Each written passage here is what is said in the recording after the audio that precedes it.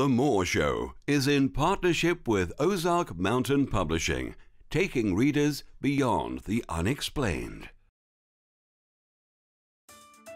If you like what you watch, then don't forget to follow us on Facebook and Twitter for the latest updates on The More Show. Remember to subscribe to our YouTube channel for new weekly television and radio shows. The More Show is supported by Mindscape, Paranormal and UFO Matrix magazines, available for download on all major digital platforms.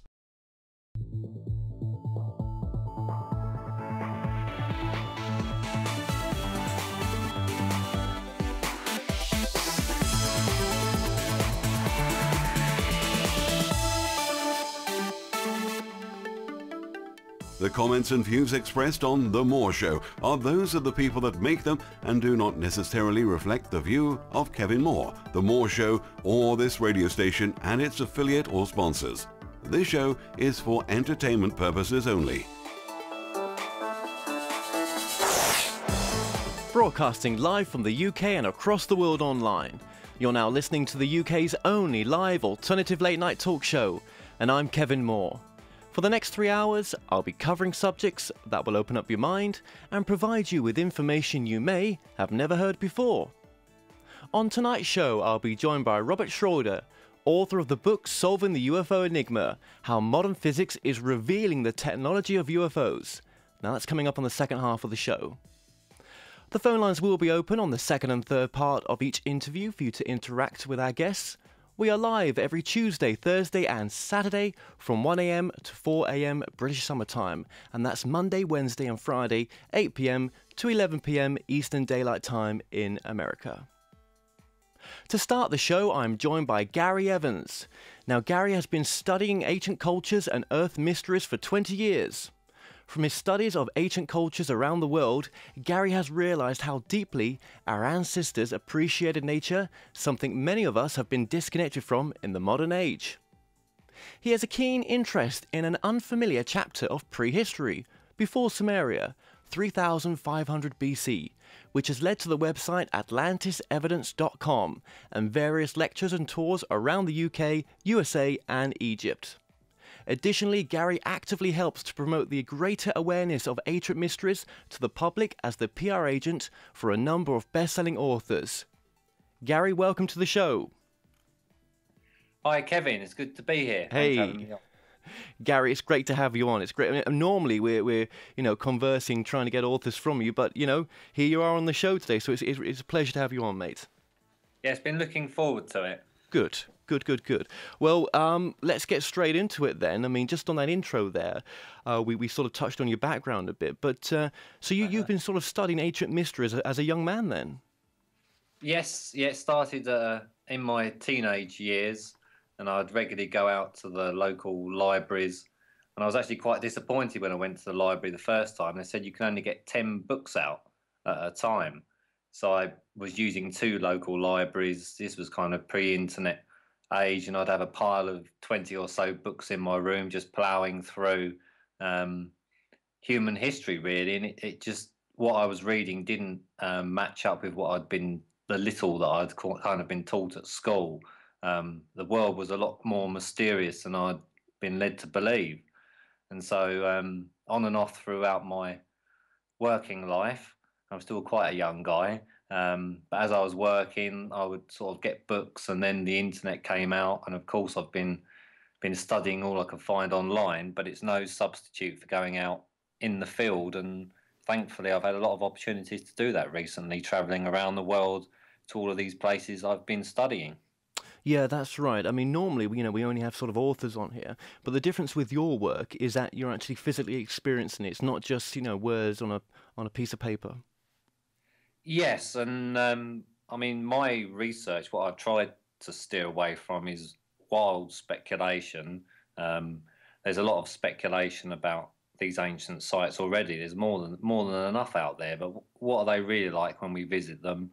And my exploration is really sharing them with different groups of tour guests and the kind of emotional impact these places have on us. And and it has definitely turned into a lot more interesting field of research than I could possibly have imagined before I started visiting the sites, because I kind of looked at these places as pretty much dead, really, relics from the past that we could study for just the purposes of fascination, but there was this huge disconnect of thousands of years, and that isn't what time in Egypt has shown me at all. These places are still capable of speaking to us, you could say, on certain levels, even today. Okay, and just name some of the places that you tour as well, just so that the audience has got an idea. Well, I'm regularly in Egypt. I've been there 5 times in the last 3 years, and we pretty much cover the length of the Nile. So up in the Delta, Alexandria, and then we go all the way down to Abu Simbel, which is right down about the furthest southern extremity, and also Ireland. Do quite a lot in Wiltshire. I've got a good client there, Maria Wheatley, who runs regular tours to Avebury and Stonehenge, so we tend to do a lot there.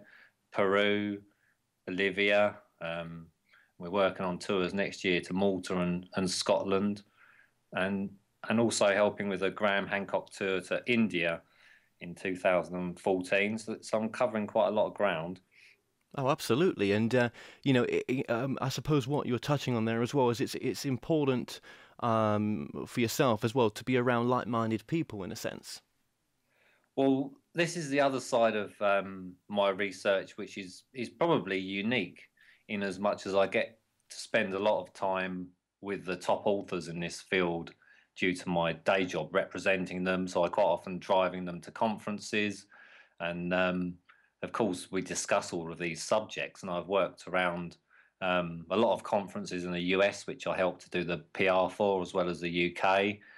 So spending time with the authors, but also spending time with the alternative media, people that are running radio stations, magazines, conference organisers, online TV, production companies, and so I'm getting a good insight into the world's view of these subjects, as well as spending time with guests from all over the world. What different subjects mean to different people, and just a lot of different perspectives on these ancient mysteries that wouldn't otherwise be available to me just as somebody reading or accessing information for themselves. That's right. You kind of go against the grain for a sort of a normal 9-to-5 job existence. I mean, you had a normal 9-to-5 job prior to this work, and it really, well, I guess you found it a bit soulless in a sense. Yes, and that is exactly how I found it, because there was some kind of deep urge in me that I wanted to be at least trying to help people. I've always had sort of public-facing jobs, and really was good at building relationships up, because it wasn't a kind of superficial caring I had. I wanted the people that I was dealing with in sales or recruitment, really, I wanted them to be happy. That was important to me. And for one reason or another, whenever I was trying to work in the corporate world, it just felt a bit empty. I think because of course I was researching all of these subjects, and I had sort of deep thinking mind about things, and I was very unhappy about how people were treated in the corporate environment, the kind of philosophies employed, and the focus on money, and the kind of short-sighted approaches rather than looking at things holistically. And I used to run into problems looking after clients where there's this kind of one rule has to fit everybody, but we're not all the same, and they would keep trying to force me into one way of working, and I could get very good results by working through my heart and just looking after clients. I'd get referrals and things, so I got very down in that environment. So then you must have gone through a shift that would have sort of taken you into this direction of work, and more of a sort of social responsibility for other people and doing the kind of work you love to do. But what was your shift? Well, I think it was an early midlife crisis. I hit it at... I hear you there. So, what was it? I hit it at 32, I guess. And it just got very, very despondent, because I kept trying to fit into this kind of rigid way of working that wasn't making me happy on a deeper level, and I wanted to find something sustainable that made me happy. And so I got to a very low point, and my friend, just out of the blue, handed me a few pages of a self-help book, which isn't the kind of thing that I would have normally gone to. And so I thought, okay, well, he's gone to the effort of printing these pages. I'll read through it.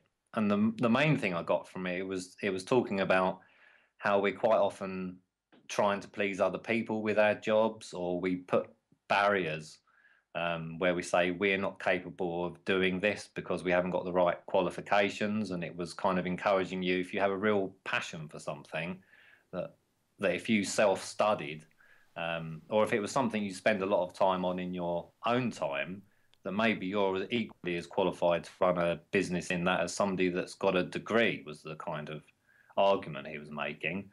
And that opened my mind up to self-studying and what did I really want to do moving forwards. And at the same time as this was happening, I started to go to yoga, which really helped on many levels. Right. So I suppose doing the yoga was a sort of basis for more self-awareness for yourself, would you say? Definitely. I mean, there was so many. One of the big things that it helps me with is stress and anger management. And I remember walking out of my second yoga class, and I walked out a different man to the guy that walked in. I kind of walked in this very depressed, down chap, and through the sequence of postures, I just walked out feeling kind of refreshed and alive again. And it was really a dramatic shift. And Yeah. I didn't used to handle sort of confrontations. If people came at me in a very angry way, I didn't used to have a lot of self-control over not being pulled into an argument. And then there was a stage a few months after doing yoga where I had these two people that were very upset with me, not for any particularly good reason, and they were kind of firing a lot of this anger. But instead of being reactionary, how I used to be, all of a sudden I was kind of looking at it from almost a third-person perspective and thinking, well, why are they so angry? I mean, what's wrong with their day for them to be getting so upset with me over something so trivial? And that was the first time where I didn't get pulled into an argument, and I just kind of took a step back and calmed the situation down and then turned it into something productive. Right. And that was something that I'd never been able to do it all of my life. In fact, previously it was a personality trait of getting into arguments I wasn't very happy with. And yoga has just seemed to have eliminated that old character trait that I didn't like about myself completely. I haven't seen that at all. Yeah. I haven't seen it once since I've been going to yoga. So you could deal with situations better, and and this is part of your process of your shift, which then eventually led you to, do the work you love to do, which is, doing, I suppose it's led to ancient sites, ancient history. Yes, yeah. I mean, there's been a lot of things that I've done, changed my diet and the water I have, yoga, and just quietening the mind and tuning in, spending time in nature, which I think is a big part of what I normally discuss with people, because it's a sense of inner peace. And I used to have it as a child and then got into the office world and would rarely feel this inner peace. And suddenly when I was my own boss, I was able to go out and just spend a little bit of time in the garden when I needed it. And suddenly the natural world, where I just feel very happy, started to give me that deep level of satisfaction again. And it's those kind of practice find it with the visits to ancient sites. Oh, Gary, are you there still, mate? We've lost you.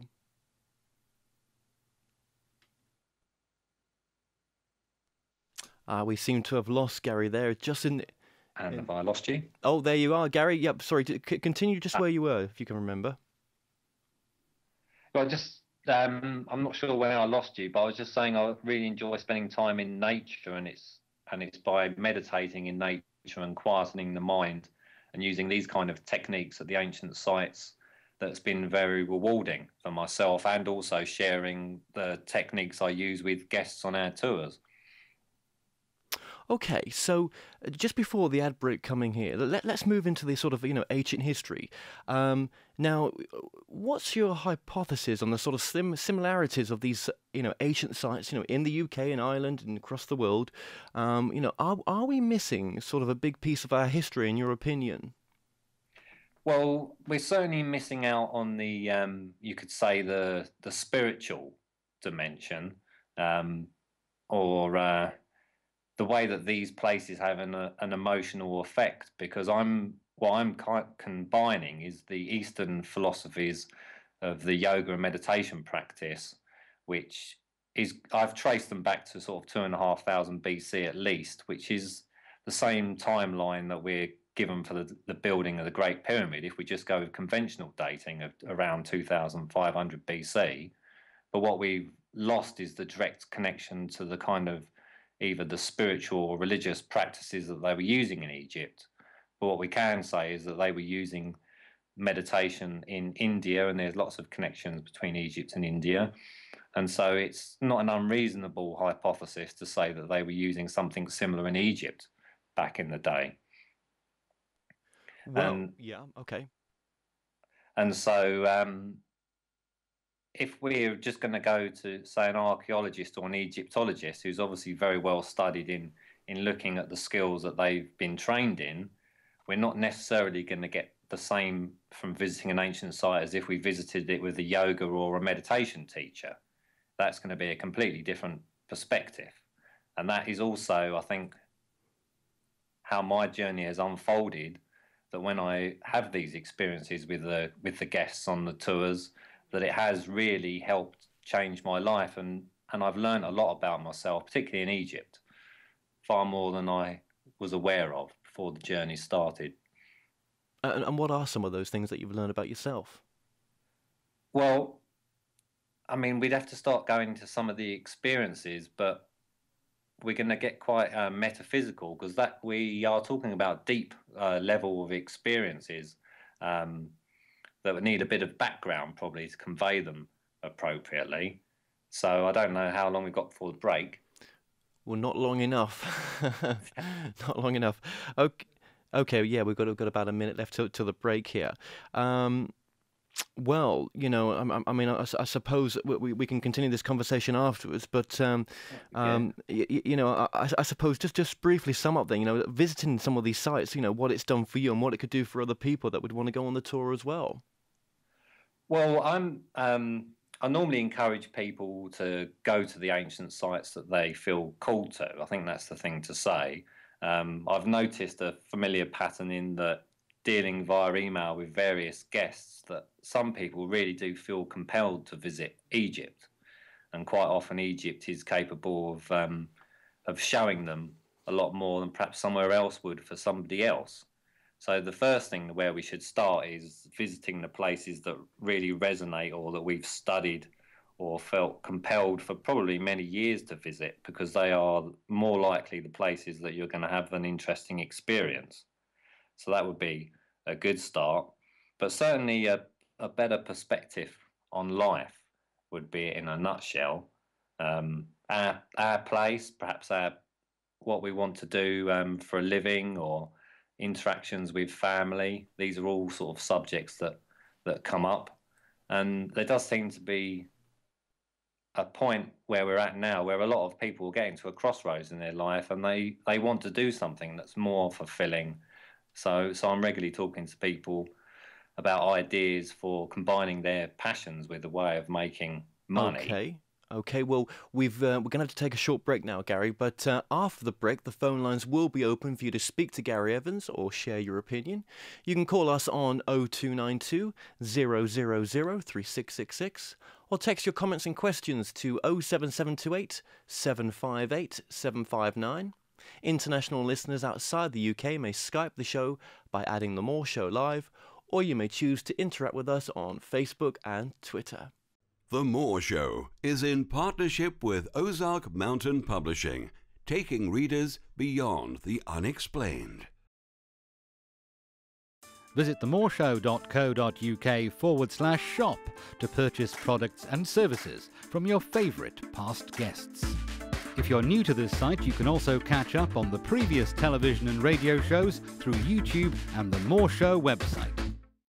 The More Show is supported by Mindscape, Paranormal and UFO Matrix magazines, available for download on all major digital platforms. Broadcasting from the studios of Radio Cardiff, you're now watching The More Show. Welcome back. I'm currently joined by Gary Evans, who organises and leads tours to some of the most powerful ancient sites around the world. We are live and the lines are now open for you to call and speak to our guest or share your opinion. You can call us on 0292 000 3666 or text your comments and questions to 07728 758 759. International listeners outside the UK may Skype the show by adding the More Show Live, or you may choose to interact with us on Facebook and Twitter. Gary, welcome back to the show. Hi, it's good to be back. Hey man, it's great to have you on. It really is. Now, you don't just tour, obviously, Egypt, and we're going to heavily concentrate on the pyramids during this next part as well. But you do also tours, like we've mentioned before, probably for Ireland and the UK and other countries. So just tell us some of the places that you've toured as well. Yeah, well, I had a fantastic time going through Peru and Bolivia before I started running tours there with Brian Forster. So I've had amazing times there. Last year, I went out to Guatemala to see a lot of the Mayan sites there. And one of the things that I was looking at was, how do we feel at different points on the planet? Because we hear a lot of people talking about energy and something called ley lines, these kind of energy lines that possibly run around the planet.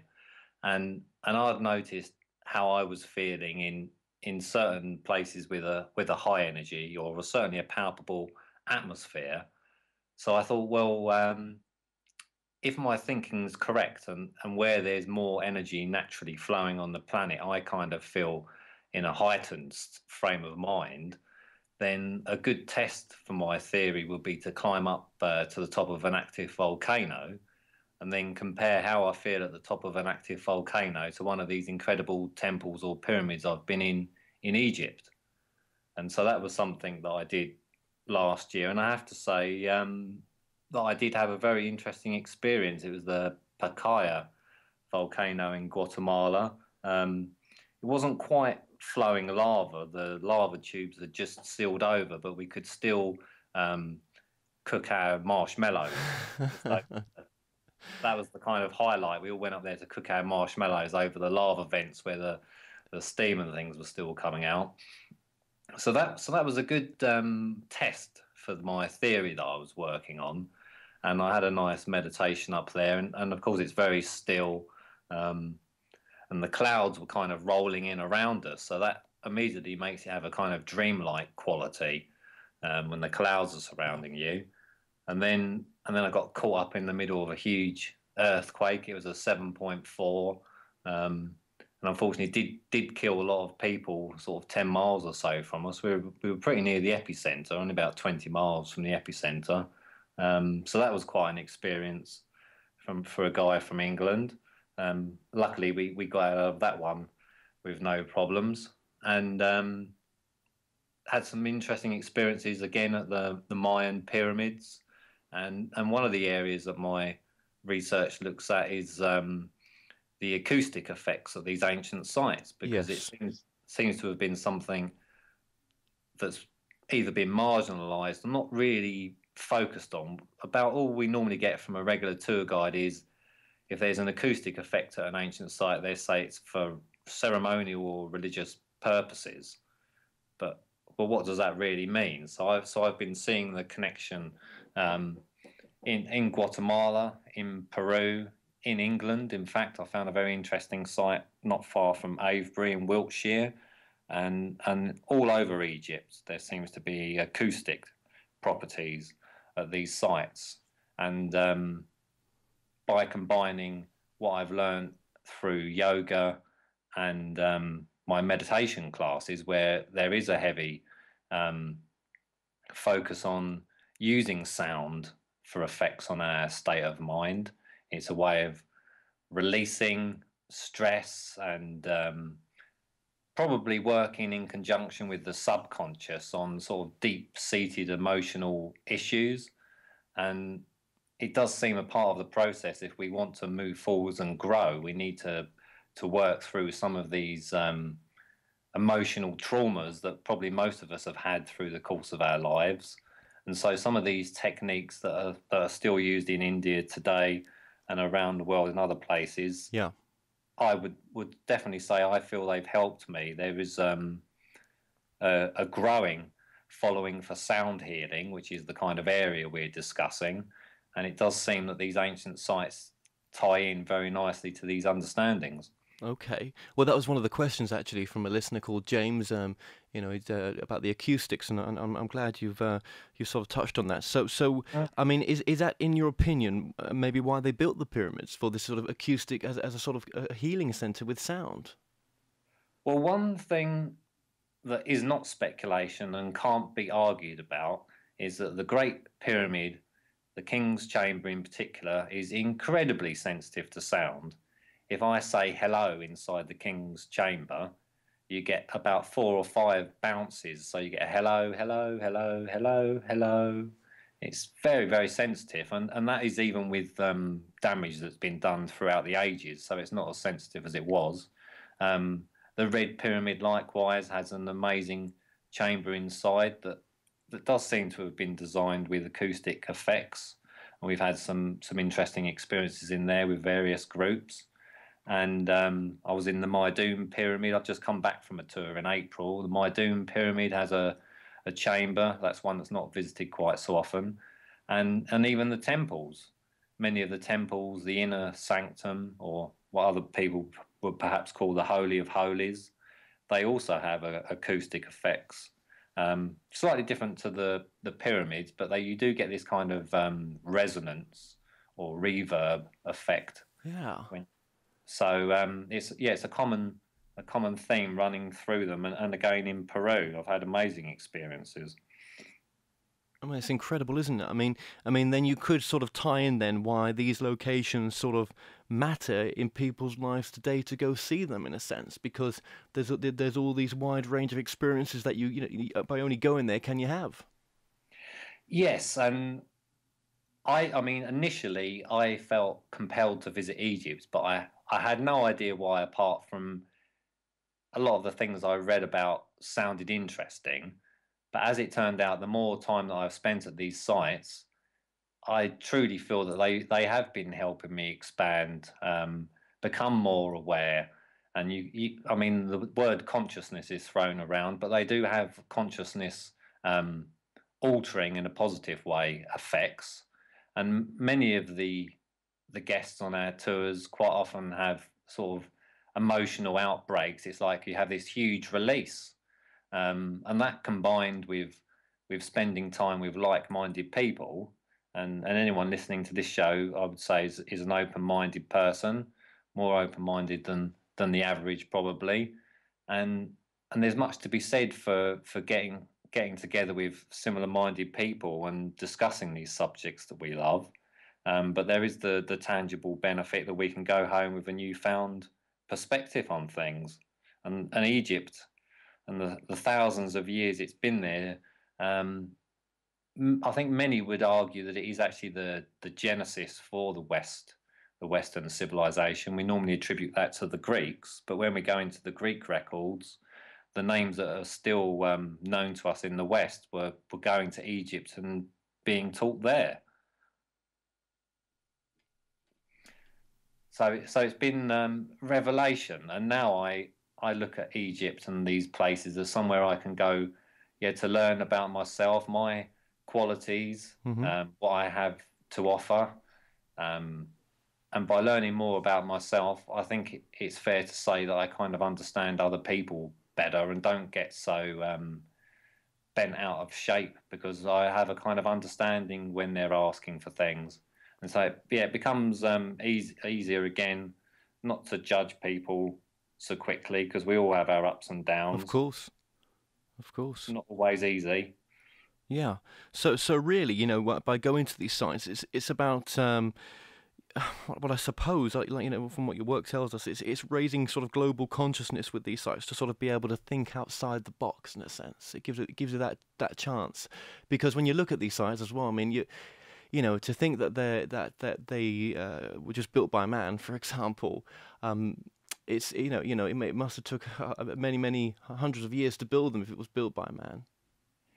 Yes, well, I mean, one thing that you can say about the ancient Egyptians is they looked at long periods of time. We are very short-sighted these days. We look at 4 years for a kind of a term of government or something. They were building temples with a vision for up to 1,000 years. Yeah. So it was a holistic impact, and I think that is something that we would do well to take notes from, because our kind of short-sighted approach nowadays, definitely in terms compared to the ancient Egyptians, where if we do something now and it makes us money next week, then it's okay to do it, and we work out the problems that we cause in the process when we have to. I mean, we've got all of these various things confronting us coming up, the destruction of the environment, the nuclear waste, all these kind of things. But does the process really justify how we're treating the planet? And another one that's definitely raised its head is how we don't really seem to have enough respect for ourselves. And if you don't have enough respect for yourself, it's very hard to have enough respect for somebody else.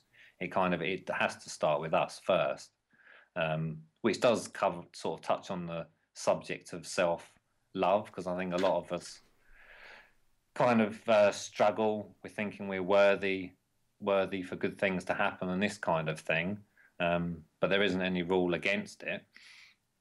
And also where our focus of our civilization is, because in Egypt it seems to have been the sacred art, sculptures.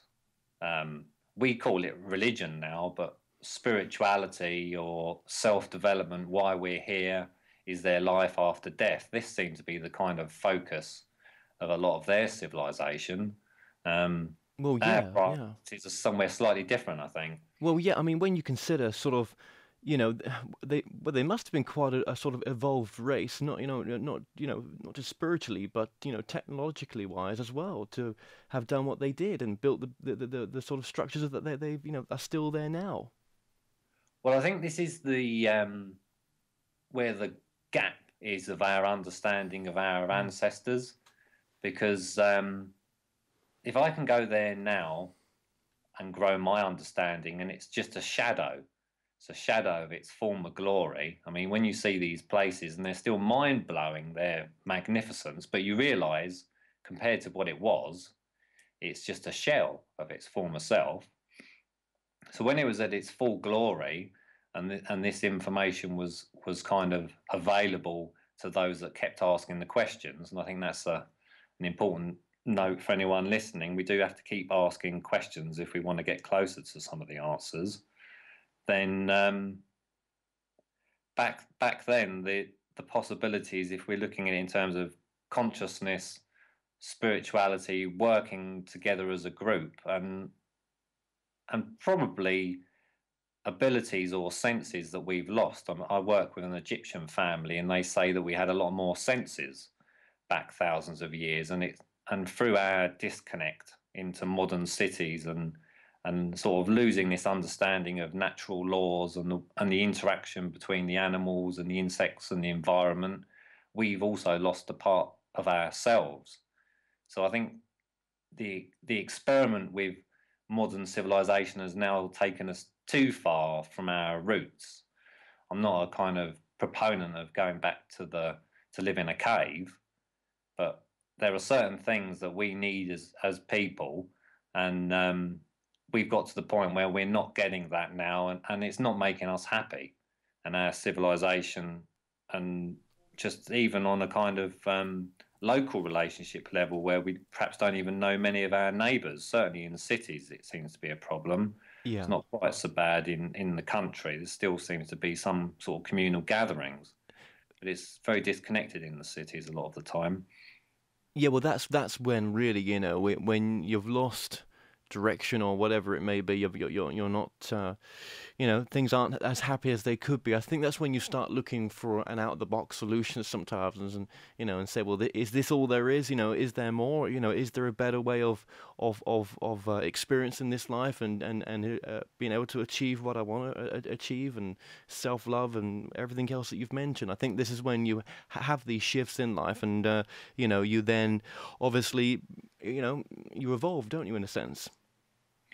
Yes, and one of the kind of regular problems, and it was also, I would say, a problem for me, was when I was researching these subjects, I didn't have friends that were also researching them, so I felt very isolated and alone, and just felt like I cared about some things more than other people I was surrounded by. And then when I started to go to conferences on the tours, we quite often have sort of 12 to 14 different countries represented. And I'm in this group of like-minded people that think exactly how I do. Yeah. And that feeling of isolation, which I didn't enjoy, has now gone. I've got amazing friends, I'm very thankful to say, around the world. And it does highlight also how our different cultural upbringing doesn't put barriers between people if they've got an open mind, because we've had these sort of amazing, it's almost like a family feeling by the end of the tours, and we're still staying in touch from April. We're all missing each other. We grew very close on the last tour, and that's very empowering for people as well, because you can make friends for life, and possibly start up businesses together.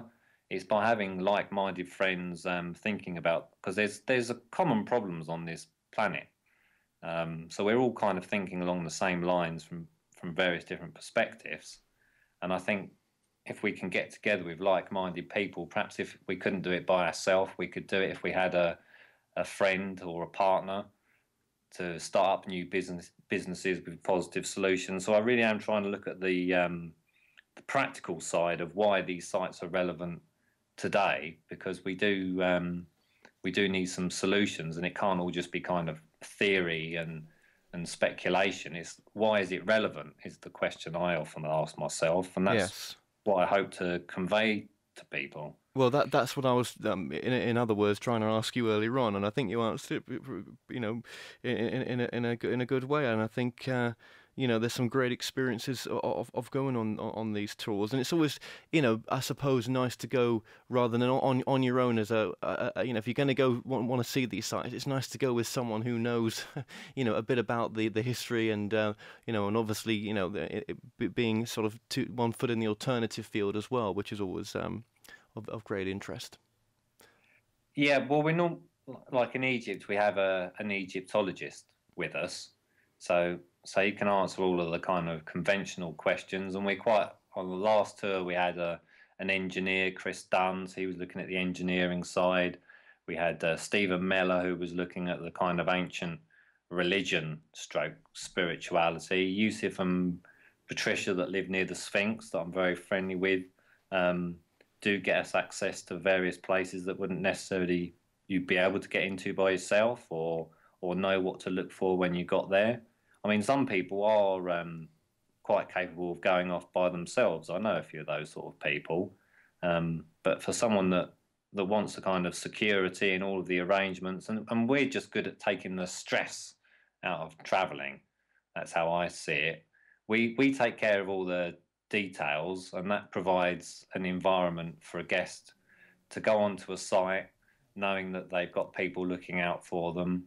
And then my role, or certainly a big part of it, is to create opportunities at some of these really powerful places, because even when you visit some of them, it's not always easy to get meditation time or time to work with sound. So I have to find the windows of opportunity, which I normally do, and then provide an environment that allows people to what I say, tune in to the sites. Okay. Feel what's present. Okay, well, Gary, we're going to have to take a short break Okay. here. But after the break, I want to get into your experiences as well that you had, to go into these great monuments. So stay tuned, and we'll be right back after this. The Moore Show is in partnership with Ozark Mountain Publishing, taking readers beyond the unexplained. If you like what you watch, then don't forget to follow us on Facebook and Twitter for the latest updates on The Moore Show. Remember to subscribe to our YouTube channel for new weekly television and radio shows. The Moore Show is supported by Mindscape, Paranormal and UFO Matrix magazines, available for download on all major digital platforms. Broadcasting from the studios of Radio Cardiff, you're now watching The Moore Show. Welcome back to the show. I'm still joined with my guest, Gary Evans. Now, Gary, just before the break there, we were talking about you explaining some of the more interesting experiences you've had at some of these sacred sites. But there's a bit of a backstory to those experiences as well, isn't there? So if you sort of just take us on a bit of a journey of what you went through and what led you to that point. Certainly. Well, one of the things that I've been very conscious of doing is once I realised that these amazing experiences could take place, was first of all I wanted to see, okay, well, I've kind of learnt these techniques that seem to help me have amazing experiences. Is this something that I can share with others, or am I just slightly mad? So I was questioning myself, and then it seems that I just shared my way of tuning in, so kind of being barefooted, using meditation, giving myself time to settle and just be. Most importantly, we're normally busy rushing around, perhaps taking photos, talking to other people, and not just sensing what's present at these places. And so there's quite often a palpable atmosphere, which does have an emotional effect on many of us, particularly sensitive people, people that meditate, because what I've been learning is when we hear about sort of ancient ritual, this kind of, we normally associate it with some kind of process, perhaps a long drawn out process. But what that seems to facilitate, the ritual side, is moving us beyond our rational mind. And before I was into any of these subjects, I just thought I was my rational, logical mind that perceived the world. But now I've become aware of the deeper side of myself, where my intuition lies, you could say. And so the ancient rituals allow us to move past our rational mind into the more sort of intuitive senses and sensibilities. And that's when it tends to get very interesting at these ancient sites. And I'm sure it's a combination of a lot of things that we're not aware of, the kind of the age of the place, the history, how we feel impacted by the sculpture and the artwork, which is just definitely moves you. And then when we combine that with meditation and using sound, and normally the analogy I use is, because we all know how we feel moved by music. We can listen to some music and it can possibly bring us to tears. Other music could make us a bit angry because it's not the right sort of frequencies that we're in tune with. So we're all aware of that side of it. But then you can use these sound healing techniques with different frequencies that also have an effect on your emotional senses, your state of mind.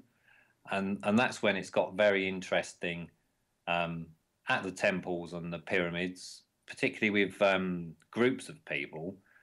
And it is difficult to convey the magnitude of these experiences. I spend a lot of time thinking about the way that I would understand it before I had started having these experiences, because I used to listen to amazing experiences, but it never really meant much to me because I hadn't experienced it myself.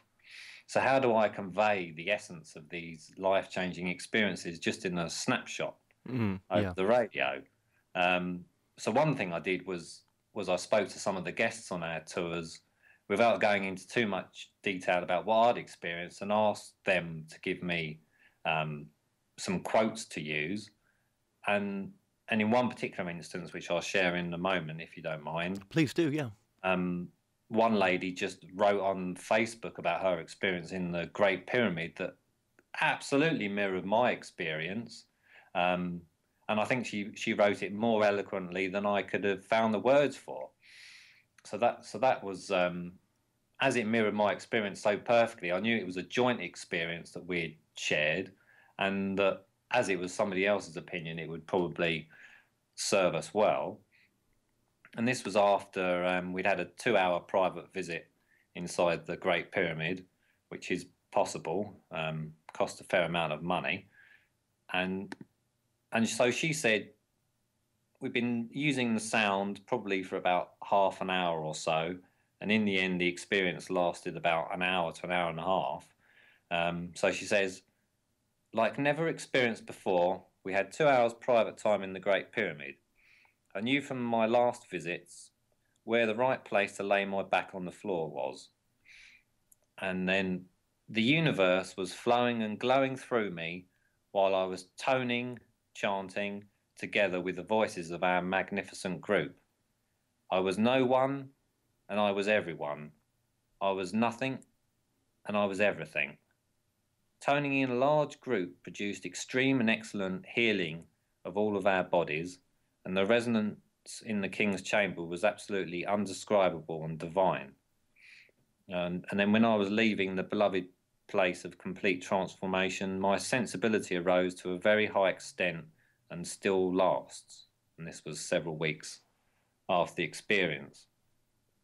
And from my perspective, when she's saying I was nothing and I was everything, because it felt like my consciousness got to a point where I was kind of absorbed into the universe, you could say. Perhaps the collective consciousness that surrounds the planet, or perhaps the collective consciousness flowing throughout the universe. And it's not the first time that I've experienced this. I mean, some people, I think you've probably had them on the show in the past, describe this place by taking sacred plants in the Amazon.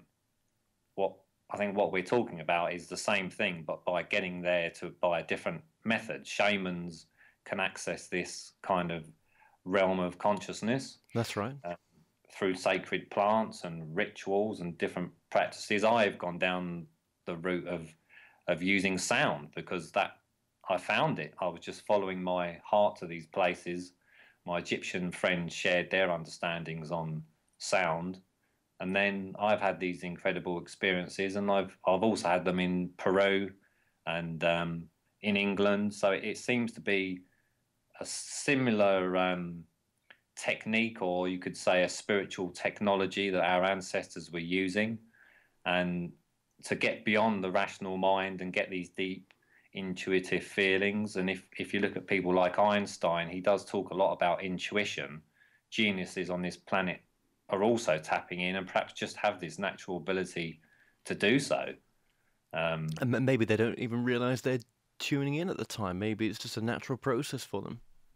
Well, it could be. I mean, I'd like to spend a day in Einstein's head and see what that felt like. But yeah, we can only speculate. But he spoke about intuition a lot, and people like Bruce Lee and Nikola Tesla as well. I mean, many of the great minds and names that have come to worldwide fame. Yeah, this isn't something that's uncommon. So I'm just trying to sort of trace their footsteps and see what I can find out for my own purposes. And probably the last experience to tie into that was we did also have a group out of body experience. And by out of body, I don't mean floating over my body and looking down at my body. It was more of a group out of body back to the source is the only understanding that I would have to describe it. My consciousness left my body by using sound, and there was a tunnel of light. There was the white tunnel of light that we hear about. and I arrived at a place that had a familiar feeling, like I'd been there before. This is where I come from before incarnating, and this is where I will return to after this journey. And the feeling of love there, the unconditional love, was just absolutely it was just overwhelming. Normally, And did you get to cross through the light, or I mean, you never got that far, did you? I mean, you just got to experience the love from the light. Is that what you're saying? No, I went there as we were using the sound. I mean, it's a longer story, but the short version is, as we were using the sound, I suddenly saw this tunnel of light above me, and then the next sensation was that I got sucked up through the tunnel of light and arrived on the other side of it. So it was back to well, I guess in some terms you would call it heaven. I would call it the universal source, I think, where our consciousness naturally resides. And the main conclusion was, if we come from this amazing place of unconditional love, which I now believe we all come from, and that many of us that are opening our minds and going on this search and visiting these places, they might not have a conscious recollection of this place, but there is something driving them forwards to find it. Because once you find it, it was like a rebirth.